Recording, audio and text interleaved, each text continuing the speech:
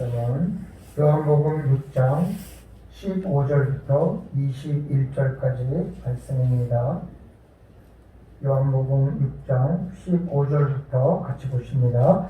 그러므로 예수께서 그들이 와서 자기를 억지로 붙들어 임금으로 삼으려는 줄 아시고 다시 혼자 산으로 떠나 가시니라. 저물매 제자들이 바다에 내려가서 배를 타고 바다를 건너 가버나움으로 가는데 이미 어두웠고 예수는 아직 그들에게 오시지 아니하셨더니 큰 바람이 불어 파도가 일어나더라.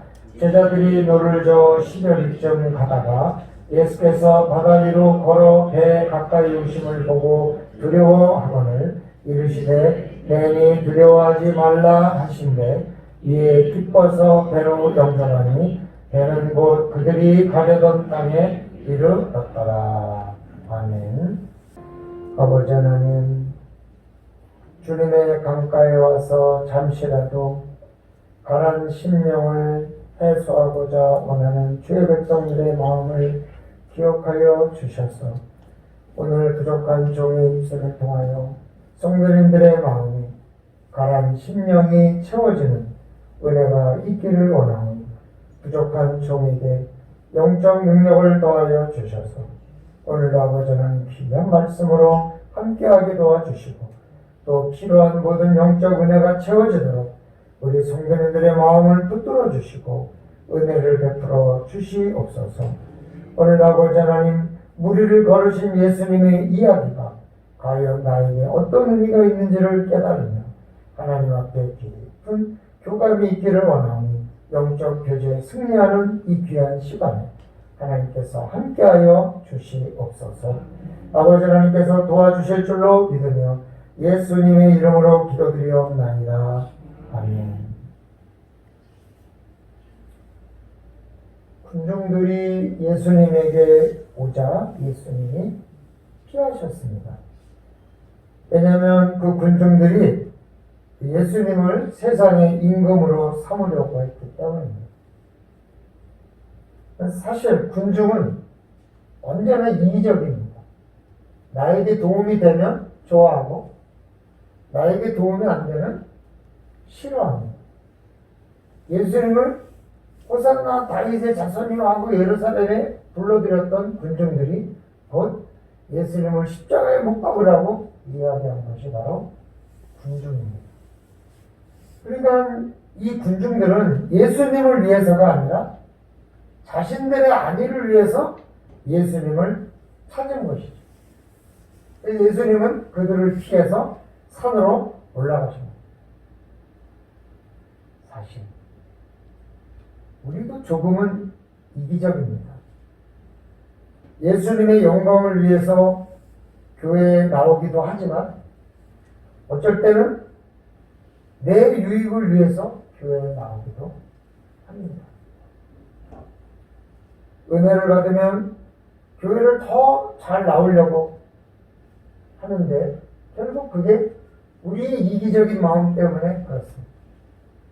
은혜가 되든 은혜가 되지 않든 하나님의 교회와 하나님께 영광 돌리기 위해서 예배를 나오는 것이 아니라 조금이라도 은혜가 되면 은혜가 안 되면 떠나서 다른 곳을 전전하는 그런 성도들을 보면서 결국 인간이 이기적이지 않을 수가 있는가에 대한 퀘스천을 발견 됩니다.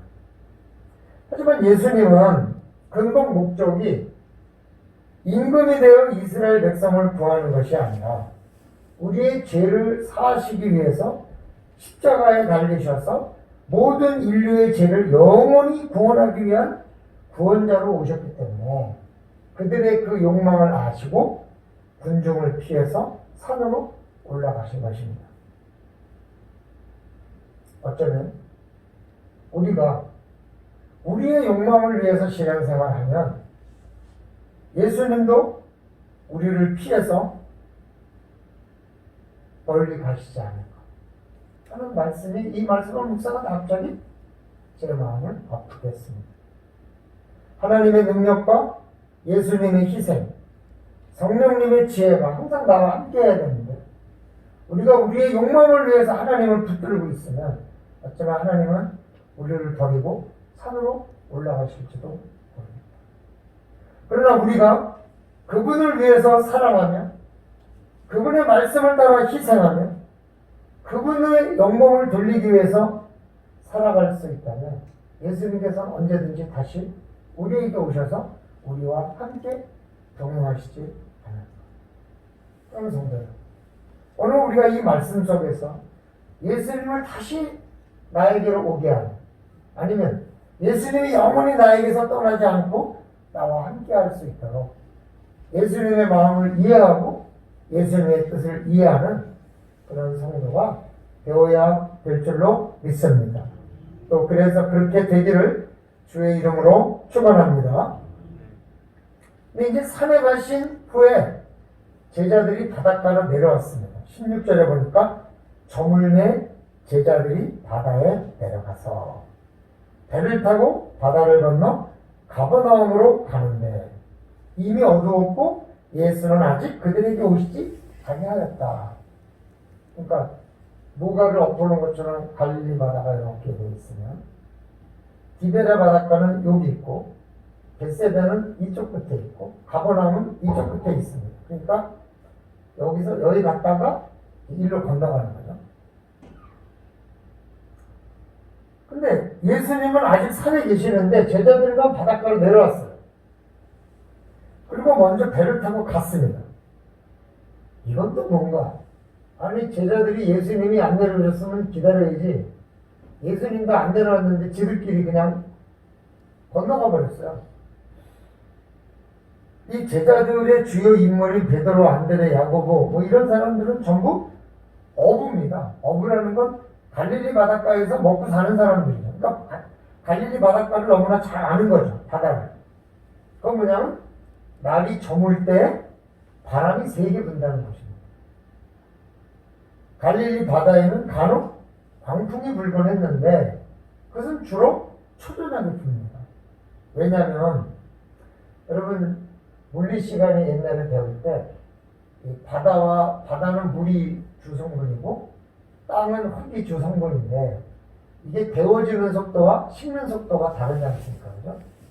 그러니까 빨리 데워질 때는 물이 더 빨리 데워지지만 이 흙이 늦게 데워지면 이게 이 온도 차이가 생기니까 식을 때도 온도 차이 생기니까 한쪽은 덥고 한쪽은 차니까 바람은 항상 이 더운 데가 공기가 빨리 위로 올라가니까 그 자리를 채우기 위해서 찬 속에서 바람이 들어와서 이걸 메꾸니까 항상 이렇게 해가 있을 때는 관계가 없는데 해가 지고 나면 어느 쪽이 빨리 식느냐에 따라서 그쪽으로 바람이 불게 돼 있거든요. 그러니까 초저녁에 온도가 내려가면 갑자기 바람이 몰아치게 되고 그러면서 광풍이 인다는 거죠.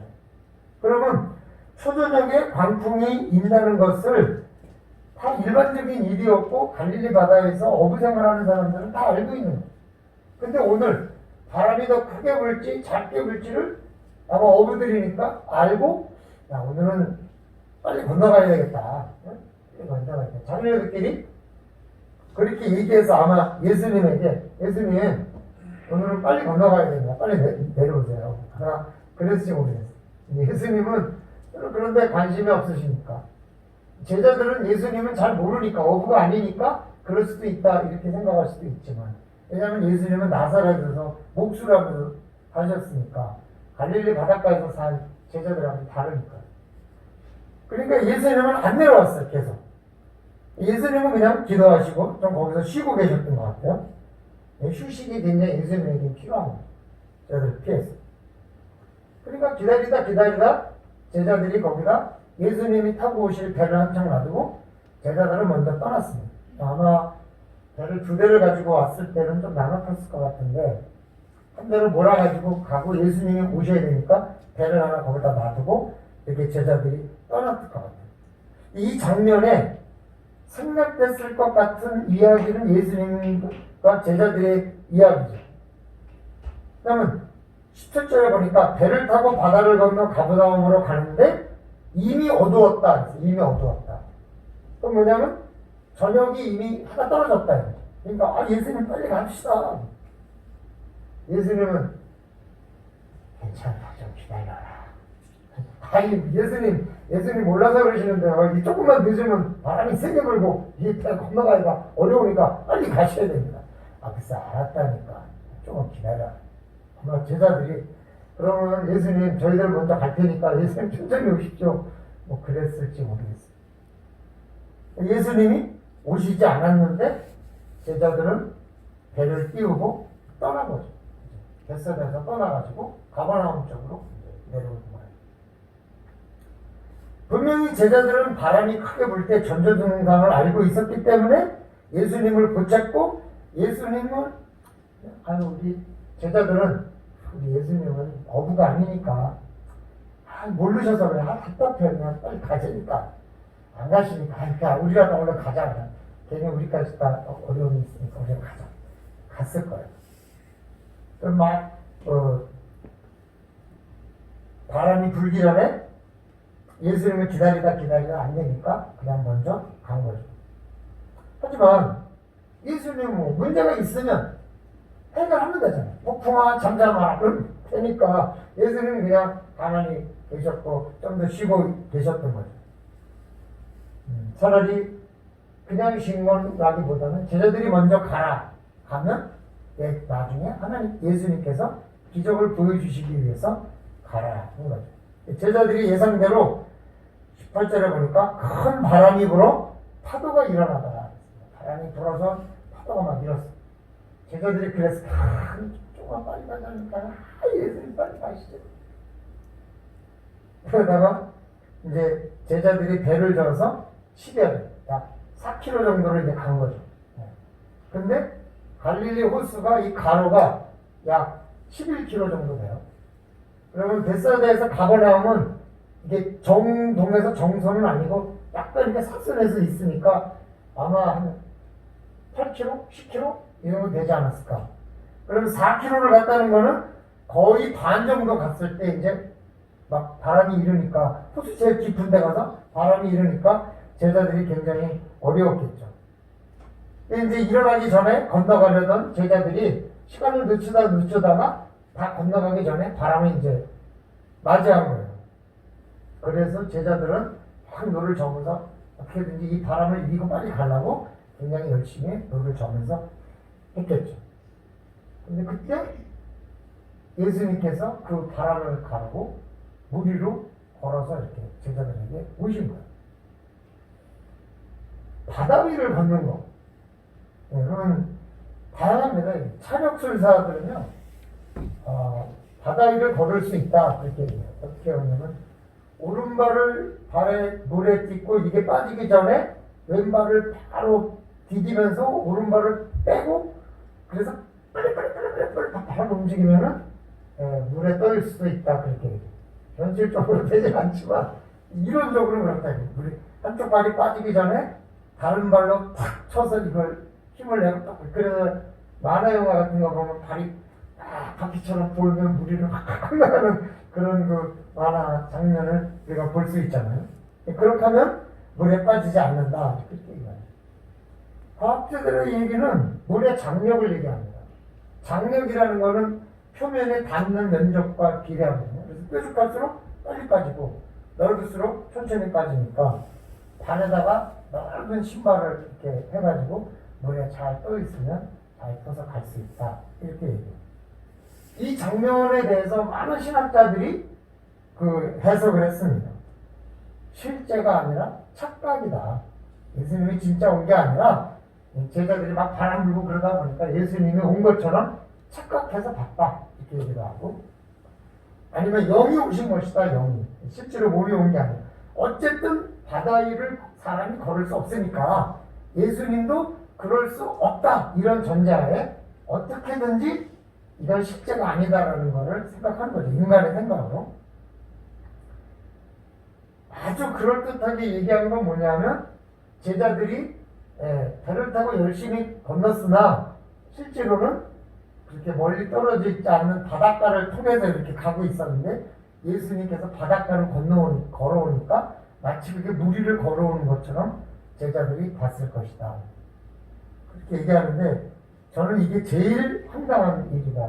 왜냐하면 호숫가에서 평생을 어부를 한 사람들이 이 바닷가인지 바다 아닌지도 모르고 이게 놀랬다는 것 자체가 애매하고, 그리고 만약에 진짜 예수님이 바닷가를 걸어왔으면 제자들이 바닷가인지 바다 아닌지도 모르고 놀라고 두려워하거나 난리를 쳤겠어요. 그러니까 제일 그게 말이 아닌 것 같다. 제자들이 놀란 것은 4km나 간 것인데 4km를 갔는데도 여전히 바닷가에 있다? 이것도 말이 안 되고, 그러니까 어떻게든지 사람들은 예수님이 바다 위를 걸은 게 아니다 라고 주장하려고 하지만, 오늘 이 기적 속에 예수님의 분명히 바다 위를 걸어서 약 4km를 왔다, 그렇게 이제 볼 수 있는 거예요. 지난주 제가 빌립의 생각에서 잘못되었다고 기적을 예수님께서 베푸실 때, 그 기적을 통해서 빌립의 생각이 잘못됐다 이걸 지적해 주신 것처럼, 오늘 예수님이 바다 위를 건너오면서도 제자들에게 뭔가 하고 싶어하는 얘기가 있었기 때문에 예수님께서 그것을 건너오신 거죠. 물론 바다와 자연도 이기시는 하나님의 능력을 보여주신 것도 있지만, 그러나 예수님이 기다리라, 제자들은 아니 강풍대에 빨리 건너가야 됩니다. 제자들은 먼저 떠났지만 예수님이 뒤따라 오시면서 광풍이나 장애물에 관계없이 제자들에게 다가오시는 모습을 보여주고 계십니다. 우리는 장애물에 참 약합니다. 장애물을 만나면 못한다, 안된다, 불가능하다, 그런 생각을 하게 됩니다. 사실 장애라는 말 자체가 자기가 길을 막는 것이 장애물이지 않습니까? 그래서 장애물 경기하면 막 빨리 달려야 되는데 그 앞에 달리는 것을 막는 물체를 갖다 놓고 그 물체를 뛰어넘든지 그 물체 밑으로 가든지 뭔가 하여간 그 뛰는 것을 막는 게 장애물이잖아요. 장애물 중에 가장 장애물은 성경의 출애굽 과정에서 만난 홍해일 것 같아요. 그들 앞에, 출애굽하던 그들 앞에 홍해라는 큰 장애물이 생겼습니다. 배도 없는데 게다가 뒤에서 애국 군대가 따라오니까 시간도 없었어요. 이때 그들을 살려준 것은 하나님의 말씀이고 또 하나님의 말씀을 믿은 모세였어요. 출애굽기 14장 16절에 보면 지팡이를 들고 손을 바다 위로 내밀어 그것이 갈라지게 하라. 그러니까 이집트 왕자 이런 영화를 보면 모세가 지팡이를 탁 들고 멋있게 그냥 땅을 팍 치니까 그냥 쫙 갈라지잖아요. 성경에는 그렇게 되지 않고 그냥 지팡이를 든 손을 바다 위로 이렇게 피기만 했는데, 그러니까 영화는 멋있게 보여야 되지만 사실 하나님의 사람들은 그렇게 멋있진 않았어요. 그냥 지팡이를 들고 이렇게 했어요. 그랬더니 잘 갈라졌어요. 지팡이를 바다 위로 내밀려는 명령을 듣고 그대로 행한, 하나님의 명령을 듣고 그대로 행한, 그게 무슨 이유가 있을까? 그게 과연 될까 안 될까 이런 게 아니라 그냥 하나님의 말씀을 듣고 행했을 때 홍해가 갈라졌어요. 홍해가 갈라졌다는 건 뭐냐면 그들 앞에 장애물이 해결됐다. 그래서 그 이후에 뭐든지 우리나라가 뭐 기독교에 대해서 별로 좋아하지도 않으면서도 뭔가 갈라지면 거기를 모세의 기적이라고 얘기합니다. 우리 여기 가까운 데도 보면 진도에 보면은 모세의 기적이라는 바닷가가 있잖아요. 1년에 한 2번 정도 이 조수 간만의 차가 묘하게 이렇게 만들어져 가지고 바닷가를 건널 수 있는 그런 길이 열리는 날, 거기를 모세의 기적이라고 얘기합니다. 그러니까 하나님의 이 기적, 장애물이 열리는 이런 것을 모세의 기적이라는 대명사로 쓰게 됩니다. 뭐 진도만 있는 게 아니라 대부도에 가도 있습니다. 거기 가도 1년에 한 2번씩 이렇게 갈라지는 사람들이 거기 엄청 모여가지고 그 길을 건너갑니다. 그래서 제가 한 번은 여기를 왜 건너가느냐 그랬더니 이렇게 기적으로 되어 있는 데를 건너가면 나도 기적을 좀 만나지 않을까. 그래서 건너간다 그러더라고. 그래서 여기를 건너가지 말고 그냥 예수님을 믿어. 그러면 기적이 일어나. 그랬더니 그건 좀 어려울 것 같고 한 번쯤 이렇게 건너가면 그게 좋을 것 같다. 그래서 그냥 웃은 적이 있어. 제자들은 예수님이 바다 위를 걸어서 올 거라는 걸 생각도 못했어요. 그들 앞에 놓인 장애물은 뭐냐? 바다와 광풍입니다. 그런데 예수님은 그 장애물을 건널 수 있기 때문에 가만히 계셨지만 제자들은 그 장애물을 건널 수 없으니까 서둘러 바다를 건너기 시작했고 예수님은 오실지 전혀 몰랐습니다. 이 예수님이 기적을 일으키실 때는 주로 사전 예고 없이 직접 보여주심으로 행동으로 말씀하시잖아요. 지금까지 우리가 오늘이 5번째니까 벌써 상당히 기적을 이렇게 봤던 똑같이.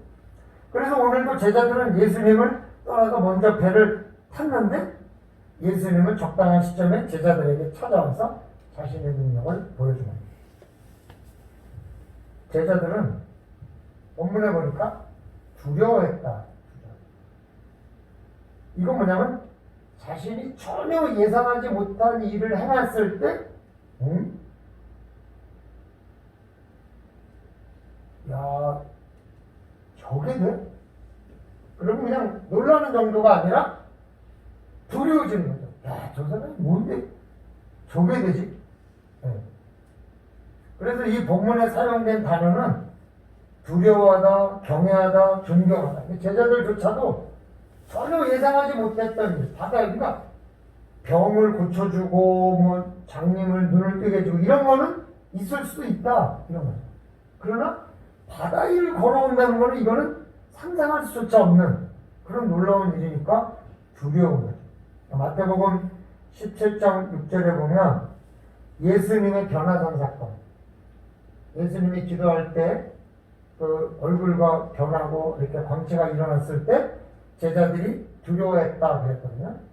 그래서 마태복음 17장 6절에 보면 제자들이 듣고 엎드려 심히 두려워하니 감히 야 저분이 어떻게 저런 능력이지? 엎드려 가지고 그때 두려워하다는 단어를 쓰는 거죠. 예수님의 옷자락을 만졌는데 그냥 병이 났어요. 예수님이 돌아보면서 뭐라고 얘기를 하니까 마가복음 5장 33절에 이렇게 얘기해요. 여자가 자기에게 이루어지는 일을 알고 두려워하며 떨며 와서 그 앞에 엎드려 모든 사실을 여쭤. 그러니까 두려움이라는 건 그 앞에 와서 고개를 숙이게 되는 거예요. 왜?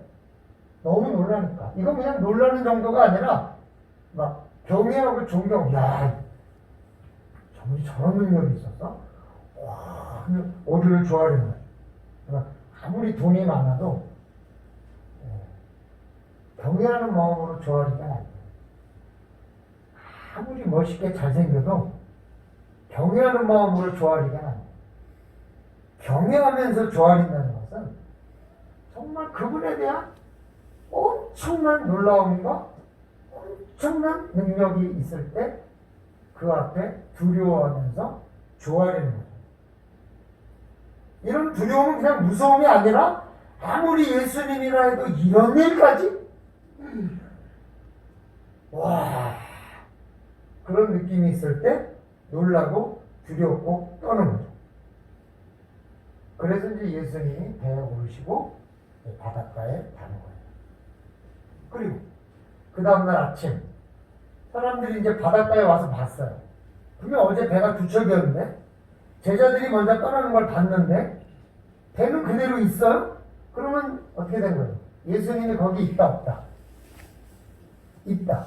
근데 없는 거예요. 이게 뭔 일이지?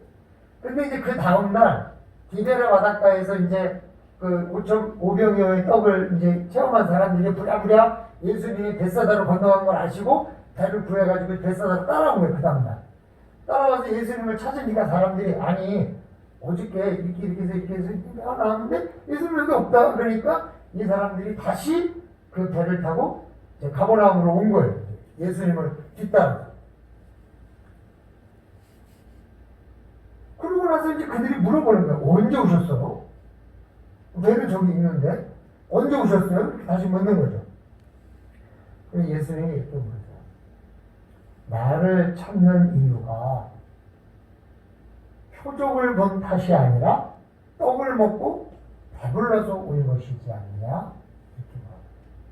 아니, 물어보는 게 아니라 그렇게 됐다? 말하자면 너희들이 표적을 보고 나를 따라온 것이 아니라 떡을 먹고 배불러서 온 것이잖아. 그렇게 얘기해요. 이 말은 예수님이 지금 표적을 보여주고 계시는 일은 뭐냐면 내가 하나님의 아들이야. 나는 하나님이야. 난 하나님이야. 난 하나님의 아들이야. 너희들 그걸 알고 나를 믿어야 돼. 이렇게 얘기하는 건데 그거는 안 믿어. 사람들이 관심이 없어요. 뭐만 관심이 있냐? 먹을 걸 줬어요. 먹을 걸. 옛날에 전도하기 참 좋을 때는 성탄절 날은 뭘 줬어요? 단팥빵 줘서 단팥빵. 이렇게. 네? 그걸 주면은 그거 먹으려고 왔어. 왜냐면 옛날에 그거 먹기도 어려웠거든요. 그죠? 그냥 신기했고. 좀 저기 하면 곰보빵. 아니면 이렇게 도넛처럼 동그랗게 생긴 가운데 구멍난 단팥빵 이런 걸 줬단 말이에요. 부활절에는 계란죽. 사람들이 그걸 먹으려고 왔어요. 예수님 관심이 없어요. 그러나 그걸 먹으려고 오는 거예요. 선물 받으려고. 여름 성경학교 뭐 어디 가도 우리가 성교 가도 뭘 자꾸 줘요. 뭐 여러 가지 줘요. 네? 라면도 주고 뭐 주는데 애들한테 제일 인기 있는 성교 가서 인기 있는 품목이 뭐냐면 사탕. 특히 그 왕사탕. 이따만한 거 옛날 왕사탕을 많이 사가면 이게 인기가 겁나 좋아요. 그래서 이거는 그냥 안 줘. 그래서 또 와서 머리 감으면 준다네. 애들이 머리 안 감아서 막 이가 더 뜨고 있으니까 그럼 이제 다이알비누 같이 이제 그런 걸 가져가가지고 옛날에 아시죠? 그 다이알비누가 원래 빈대 없어지게 하는 게 약이 있어가지고 사람들이 잘 썼다는 거. 우리나라도 옛날에 그랬지만 지금도 성경 가면 그러니까 애들이 줄을 서 있어요. 그러면 머리를 감아주고 머리를 다 감으면서 사탕을 하나 주는 거야. 그러니까 애들이 사탕을 먹으려고 머리를 감는 거야. 머리 감는 거에는 관심이 없어. 단지 사탕을 받으려고 오는 거예요.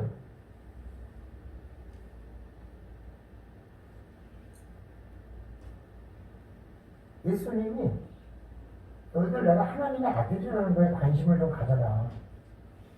내가 하나님의 아들이기 때문에 이제 너희 죄를 용서하기 위해서 내가 십자가에 달릴 거야. 내가 사람으로서 죽는다 그러면 의미가 없는데 하나님의 아들로서 죽기 때문에 너희의 죄를 용서할 수 있는 거야. 그러니까 내가 하나님의 아들이라는 것을 너희들이 알아야 돼. 그게 뭐냐면 표적을 보고 믿는 거예요. 근데 이 사람들은 그런 거에 관심이 없어요. 먹을 거 주니까. 떡 주니까. 교회 나오면 문제가 해결되고 교회 나오면 뭔가 내 욕망이 해결되니까 나온다니까.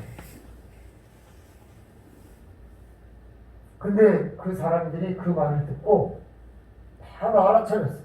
뭐라고 얘기하냐면 그러면 어떻게 해야 하나님의 일을 하는 겁니까? 이렇게 딱 물어봤어요. 이건 아주 대단한 진보적인 질문의 방향이에요. 너희가 표적을 보고 온 것이 아니라 떡을 먹으려고 온 거다. 떡을 먹었기 때문에 온 거다라는 이 말에 그럼 우리가 어떻게 해야 하나님의 일을 하겠습니까? 이 사람은 예수님이 표적을 보고 와야 된다는 말에 대한 이해를 하고 있는 거예요. 우리가 지금 하나님의 일을 하러 왔냐? 내 욕망을 해결하기 위해서 왔냐? 너희들은 지금 하나님의 아들을 믿어서 온 게 아니라 나를 하나님의 아들이라고 믿고 따라온 게 아니라 너희들한테 먹을 거 주니까 왔지? 사실 좀 그렇긴 한데 그래도 어떻게 하면 내가 하나님의 일을 할 수 있습니까? 그러면 가르쳐 주세요. 물어보니까 예수님께서 뭐냐면 하나님께서 보내신 일을 믿는 것이 하나님의 일이다. 하나님께서 보내신 일을 믿는 것. 그게 하나님의 일이에요. 그러니까 예수님이 행하시는 표적을 보고 하나님의 아들이라는 것을 믿어주는 것. 그게 지금 그들에게 당면한 문제가 있어요. 예수님은 하나님이 보내신 아들이기 때문에 그를 믿는 것이 곧 하나님의 일을 하는 거죠. 우리가 예수님의 이야기가 성경에 쓰여져 있는 이런 표적을 보고 믿어요. 예수님은 하나님의 아들이다. 표적을 우리에게 보여주신 예수님의 뜻, 바로 그가 우리를 죄에서 구원하실 구원자라는 것을 믿도록 힘들게 기적을 베풀어주고 계시는 거예요. 이게 쉬운 줄 아느냐? 안 쉬워. 영적으로 내 힘이 빠져나가야 되니까. 그래도 나는 그렇게 하고 있어. 왜? 나를 믿으라. 근데 왜 나를 믿어야 돼요? 예수님이 너희가 구원을 받으라. 사실은 그것도 이 개인의 욕망이에요. 내가 구원받기 위해서 예수님을 믿는 거예요. 그러나 그게 사명입니다.